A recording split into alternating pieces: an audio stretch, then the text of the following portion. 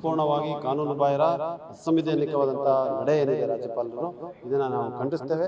ರಾಜಕೀಯವಾಗಿ ಕಾನೂನಾತ್ಮಕವಾಗಿ ಇದರ ವಿರುದ್ಧ ನಾವು ಪ್ರತಿಭಟಿಸ್ತೇವೆ.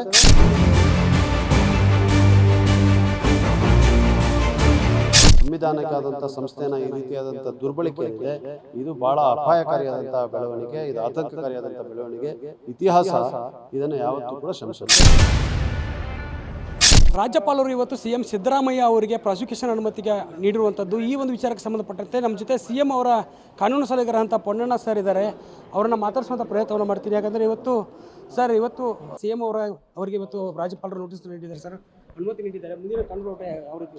ಅದೇ ಈಗಾಗಲೇ ನಾವು ಅದನ್ನು ಯಾವ ರೀತಿ ಕಾನೂನಾತ್ಮಕವಾಗಿ ಅದನ್ನು ಪ್ರಶ್ನೆ ಮಾಡಬೇಕು ಅಂತ ಹೇಳುವಂಥ ತೀರ್ಮಾನಗಳನ್ನು ತಗೊಂಡಿದ್ದೀವಿ.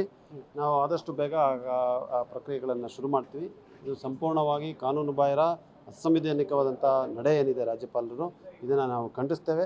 ರಾಜಕೀಯವಾಗಿ ಕಾನೂನಾತ್ಮಕವಾಗಿ ಇದರ ವಿರುದ್ಧ ನಾವು ಪ್ರತಿಭಟಿಸ್ತೇವೆ, ಹೋರಾಟವನ್ನು ಕೂಡ ಮಾಡ್ತೇವೆ.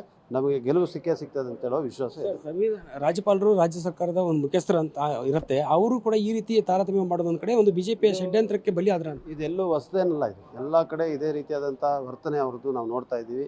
ಎಲ್ಲಿ BJP ಹತ್ರ ಸರ್ಕಾರ ಇದೆ, ಎಲ್ಲಿ ಜನರ ಆಶೀರ್ವಾದ ಇಲ್ಲ, ಅಲ್ಲಿ ರಾಜಭವನವನ್ನು ಬೇರೆ ಬೇರೆ ಸಂಸ್ಥೆಗಳನ್ನು ಬಳಸ್ತಾ ಇದ್ದಾರೆ. ಸಂವಿಧಾನಕ್ಕಾದಂಥ ಸಂಸ್ಥೆನ ಈ ರೀತಿಯಾದಂಥ ದುರ್ಬಳಕೆ ಏನಿದೆ ಇದು ಭಾಳ ಅಪಾಯಕಾರಿಯಾದಂಥ ಬೆಳವಣಿಗೆ, ಇದು ಆತಂಕಕಾರಿಯಾದಂಥ ಬೆಳವಣಿಗೆ.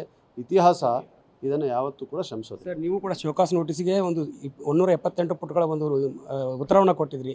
ಆಮೇಲೆ ಕಾನೂನು ಹೋರಾಟದ ಉತ್ತರವನ್ನು ಕೂಡ ನೀಡಿದ್ರಿ. ಅದಕ್ಕೆ ಯಾವುದೇ ಬೆಲೆ ಸಿಗಲಿಲ್ವಾ? ಅಂದರೆ ತರಾತುರಿಯಲ್ಲಿ ಈ ನಿರ್ಧಾರ ತೆಗೆದುಕೊಳ್ತಾ ಇಲ್ಲ. ಇದು ಪೂರ್ವ ನಿಯೋಜಿತವಾದಂಥ ತೀರ್ಮಾನ, ಪ್ರೀ ಜಡ್ಜ್ ದಿ ಇಶ್ಯೂ. ಅದರಿಂದ ನ್ಯಾಯ ಸಿಗುತ್ತೆ ಅಂತ ಹೇಳೋ ನಿರೀಕ್ಷೆ ನಮಗಿರಲಿಲ್ಲ. ನಾವು ನಿರೀಕ್ಷಿಸ್ತಾ ಇದ್ವಿ ಯಾವಾಗ ಕೊಡ್ತಾರೆ ಅಂತ ಹೇಳಿ ಕಾಯ್ತಾ ಇದ್ವಿ. ಕೊಟ್ಟಿದ್ದಾರೆ, ಈಗ ಅದನ್ನು ನಾವು ಹೋರಾಡ್ತೀವಿ. ಸರ್, ಈಗ TJ ಅಬ್ರಾಮ್ ಆಯಿತು, ಸ್ನೇಹಮಯ ಕೃಷ್ಣ ಆಯಿತು, ಈ 3 ದೂರ ದಾಖಲಾಗಿರುವಂಥ ಯಾವ ರೀತಿ ಮುಂದಿನ ಕಾನೂನು ಹೋರಾಟ ಇದೆ? ಅಲ್ಲ, ಇದೆಲ್ಲ ಒಂದೇ. ಈ 3 ದೂರುಗಳೇನಿದೆ ಎಲ್ಲ ಒಂದೇ ದೂರು. ಅದರಿಂದ ಅದರಲ್ಲಿ ಯಾವುದಿದೆ ಅಂಶಗಳು ಎಲ್ಲ ಒಂದೇ ಇದೆ. ನಾವು ಇದನ್ನು ಪ್ರಶ್ನೆ ಮಾಡ್ತೀವಿ ಕೋರ್ಟ್. ಅದೇ ಸರ್, ಈಗ ಹೈಕಮಾಂಡ್ ಯಾವ ರೀತಿ ಬೆಂಬಲ ನೀಡ್ತಾ ಇದೆ? ಮತ್ತು ಹಿರಿಯ ವಕೀಲರು ಉಪಮುಖ್ಯಮಂತ್ರಿಗಳು ಹೇಳಿದ್ದಾರೆ, ಸಂಪುಟ ಸಭೆಯ ಎಲ್ಲ ಸಚಿವರು 136 + 2 ಇಂಡಿಪೆಂಡೆಂಟ್ MLAಗಳು ಎಲ್ಲರೂ ಕೂಡ ಮುಖ್ಯಮಂತ್ರಿಗಳಾದಂಥ ಸಿದ್ದರಾಮಯ್ಯನವರ ಬೆನ್ನಿಂದೆ ಶಕ್ತಿಯಾಗಿ ನಿಂತಿದ್ದಾರೆ.